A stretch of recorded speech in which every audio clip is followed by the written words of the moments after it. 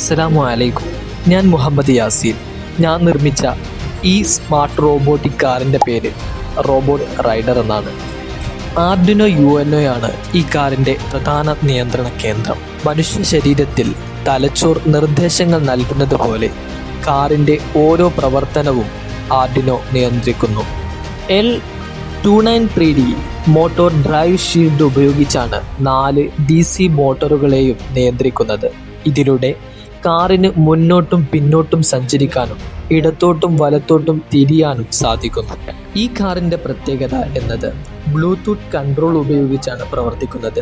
HC05 Bluetooth module ഉപയോഗിച്ച് mobile ഫോണിനെ കാറുമായി ബന്ധിപ്പിക്കുകയും മൊബൈൽ ആപ്പിലെ forward, backward, left, right, stop എന്നീ ബട്ടണുകൾ ഉപയോഗിച്ച് കാർ നിയന്ത്രിക്കാനും സാധ്യമാണ്.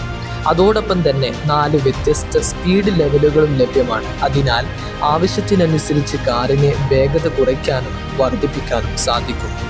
കാറിൻ്റെ മുൻഭാഗത്ത് സെർവോ മോട്ടറിൽ ഘടിപ്പിച്ച അൾട്രാസോണിക് സെൻസർ കാർ മുന്നോട്ട് ചലിക്കുന്നതിനനുസരിച്ച് മുന്നിലെ ദൂരം പരിശോധിക്കുകയും നിശ്ചിത പരിധിക്കുള്ളിലെ ഒരു തടസ്സം കണ്ടെത്തി കാർ ഉടൻ നിശ്ചലമാക്കുകയും ചെയ്യും. അതിനുശേഷം സെർവോ മോട്ടർ ഒരു മനുഷ്യൻ്റെ ശിരസിനെ പോലെ തന്നെ അൾട്രാസോണിക് സെൻസറിനെ ആദ്യം ഇടത്തോട്ടും പിന്നീട് വലത്തോട്ടും തിരിക്കും.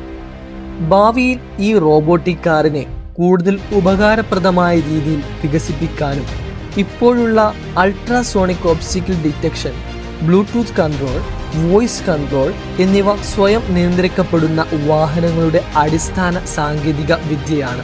കാറിന് മുകളിൽ ഒരു ചെറിയ ട്രേ ഘടിപ്പിച്ചാൽ ലൈബ്രറികളിലും ഓഫീസുകളിലും ആശുപത്രികളിലും ഭാരം കുറഞ്ഞ പുസ്തകങ്ങൾ, രേഖകൾ, മരുന്നുകൾ തുടങ്ങിയവ ഒരു സ്ഥലത്ത് നിന്ന് മറ്റൊരിടത്തേക്ക് കൊണ്ടുപോകാൻ ഡെലിവറി റോബോയായി ഈ കാറിനെ ഉപയോഗിക്കുകയും ചെയ്യാം. ക്യാമറ, വൈഫൈ, GPS എന്നിവ ചേർത്താൽ മൊബൈലിലൂടെ ദൂരെ നിന്ന് കാറിനെ നിരീക്ഷിക്കാനും നിയന്ത്രിക്കാനും സാധിക്കും. ഭാവിയിലെ സാങ്കേതിക വിദ്യകളിൽ പഠിക്കാനും വികസിപ്പിക്കാനും സഹായിക്കുന്ന ഒരു അടിസ്ഥാന മാതൃക കൂടിയാണ്.